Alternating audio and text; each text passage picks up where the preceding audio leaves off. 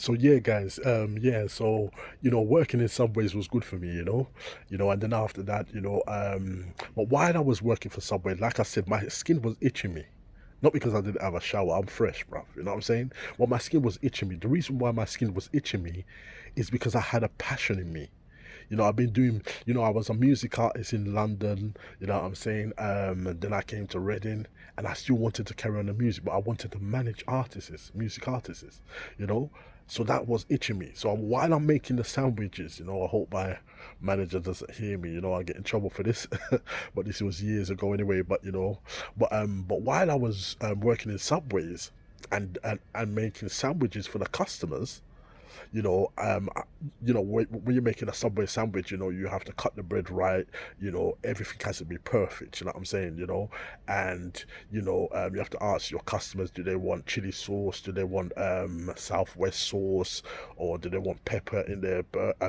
In their sandwich. All these kind of things you have to ask them. Customer service. You know what I'm saying?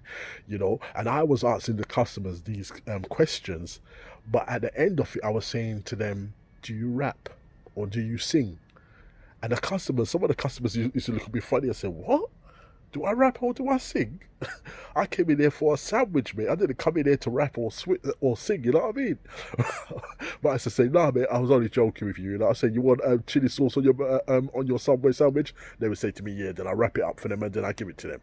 So they wouldn't think bad of it, you know what I'm saying? But when I kept on doing it, I kept on asking and asking. And then I keep on getting the odd few saying, "Yeah, I rap and sing. I want to do some music, And I say, "Listen, bruv, take my number. Take my number." And it will be hard to give them my number when I'm serving sandwiches. So what I used to do before I start work, I used to write it on a little piece of paper. I didn't have business cards at the time. I used to write it on a little piece of paper. And when they said that they rap or sing, when I give them their sandwich, I would give them my number in the sandwich, not in the sandwich, but in the wrapper. And then a couple of days after they will phone me, I'll meet them, I'll be dressed up in my suit, I'll meet them in a Penton hotel, we sit down, we talk business, you know what I'm saying? And then I got them recruiting music artists into the studio.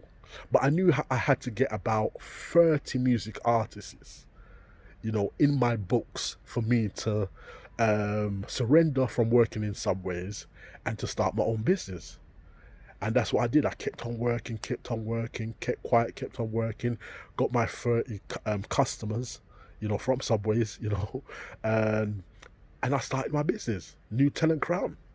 New Talent Crown. A guy told me before, he was in the music industry, he told me before, "You're going to need about maybe £20,000 to start your business in New Talent Crown." I didn't have £20,000. All I had was just a pen and paper and a mobile phone. You know what I'm saying? And contacts in the studio. So I went to Keynote Studio at the time, and I sit down with the top man, and I said to the top man, "Listen, I've got some artists who I reckon they are good. I know your record label. I know you got a reputation, a good reputation. You know what I'm saying? I want to bring my music artists to your studio. You know." And then we start talk business. Then I sign a contract with them. You know what I'm saying? For 5 years, cut a long story short, for 5 years, I was running Keynote Studio like, like the palace, my friend.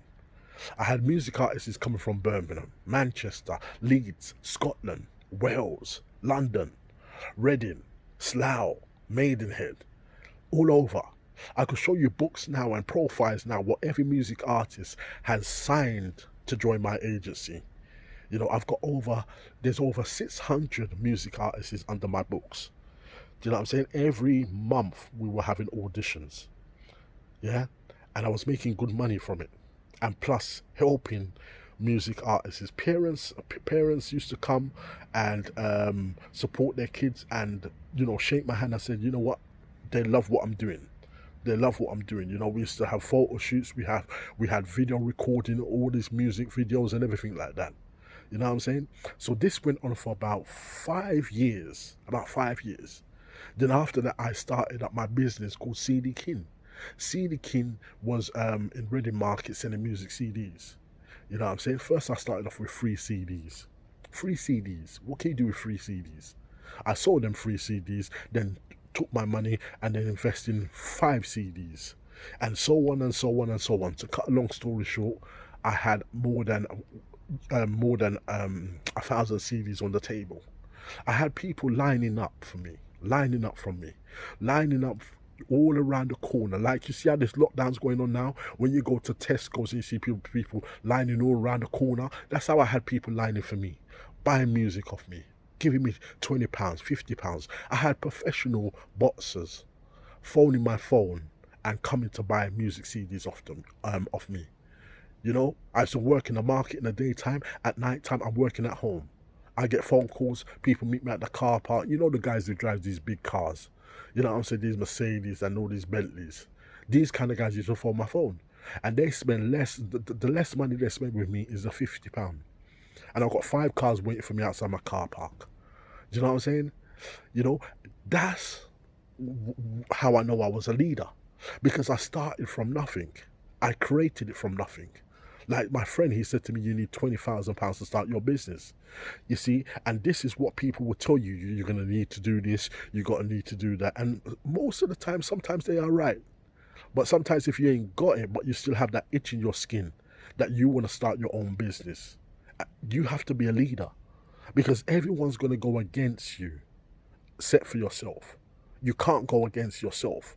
You have to strive, you have to get up, you have to walk, you have to talk, you have to be bold, you have to be strong. When you get knocked down, you need to get back up.